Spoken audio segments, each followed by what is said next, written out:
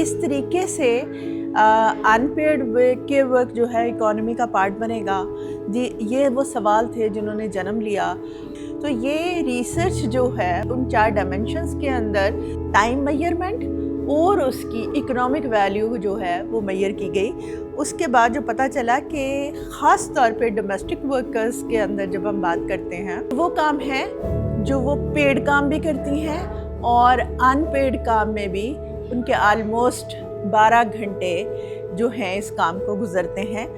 तो इस सारी के अंदर डिमांड सिर्फ ये है कि इनकी इस ड्रेनेज को, इस फटीग को समझा जाए और उनके लिए कुछ ऐसे कवानीन लाए जाए, उनके ऊपर अवेयरनेस दी जाए ताकि ये फैमिली के अंदर इस काम को डिस्ट्रीब्यूट करने में हेल्प हो सके और सब लोग ज़िम्मेदार हों कि सिर्फ औरत के ऊपर काम का बर्डन नहीं डालना। ख़ास तौर पर डोमेस्टिक वर्कर के कॉन्टेक्स्ट में इसको एक नए तरीके से देखने की ज़रूरत है। हमें इस सोसाइटी में रहते हुए ख़ासकर ख़वातीन को साथ लेकर अगर हमें चलना है तो उन्हें सबसे पहले अवेयर करने की ज़रूरत है, और ख़ास करके जो हमारे लॉज़ हैं पाकिस्तान में जो ख़वातीन की प्रोटेक्शन के लिए बनाए गए हैं उन पे हमें काम करने की बहुत ज़रूरत है। और रिसर्च के हवाले से एक चीज़ मैं कहना चाहूँगी कि ख़वातीन को वो जो काम करती हैं अपने घर में डोमेस्टिक वर्क करती हैं, उनको उनकी अहमियत का एहसास दिलाना बहुत ज़रूरी है। हमें नहीं पता चलता है कि डोमेस्टिकली जो काम हो रहा है वो रिकॉग्नाइज्ड है इस लेवल पे आके, और फ्रॉम द स्टार्ट अपने बच्चों को ये एजुकेशन देना चाहिए जिसके अंदर हमें book, gender sensitise language, gender sensitise words use करने चाहिए और हम डोमेस्टिक वर्कर को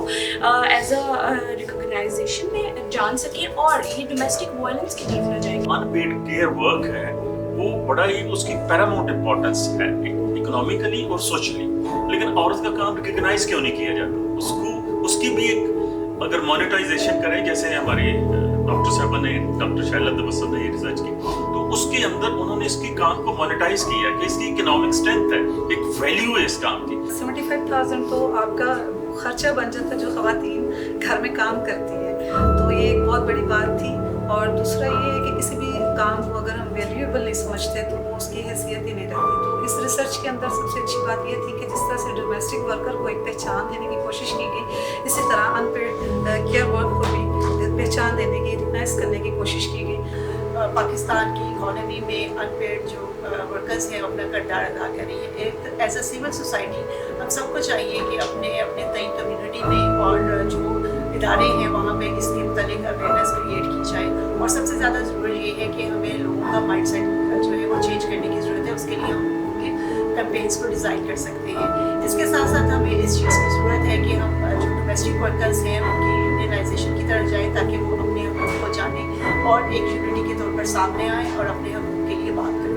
हमें वे फॉरवर्ड के अंदर जो है वो अकेडमी को इन्वॉल्व करने की ज़रूरत है, क्योंकि हमारा फ्यूचर जो है वो जेन ज़ी और जेन अल्फ़ा के हाथ में है। जनरेशन के माइंडसेट या स्कूल ऑफ थॉट को हम इम्प्रूव नहीं करते हैं तो इवेंचुअली क्या नाम है बड़े होने तक या इवन शादी तक हमारी बच्चों का वही माइंडसेट रहता है कि इतने भी एक टिपिकल काम है वो हमारा फ़र्ज़ है करना, उसके लिए हमें पेड जॉब्स की ज़रूरत नहीं है। दुनिया भर में लेबर पैटर्न्स में तब्दीलियाँ आ रही हैं। केयर वर्क और सर्विसेज का जो शोबा है वो भी एक्सपैंड कर रहा है।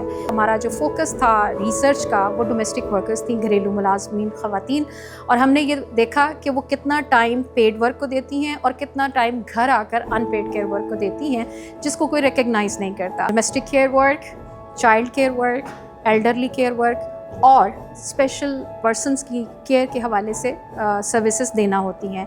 इस सारे काम का जो डिवीज़न ऑफ लेबर है वो दरअसल पेट्रियार्कल डिवीज़न है जिसमें कि तमाम तर घरेलू ज़िम्मेदारी औरत पर डाली जाती है। हमारी इस रिसर्च का और अपने काम का यही मुतालबा है कि हम औरतों के इस तरह के अनपेड केयर वर्क को रिकग्नाइज़ भी करें, उसके साथ साथ उनका बोझ कम करने के लिए बराबर तकसीम भी करें और रिड्यूस करें उसका बोझ, और ख़ास तौर पर जो रीडिस्ट्रीब्यूशन ऑफ वर्क हो वो इक्वालिटी की बुनियाद पर होनी चाहिए।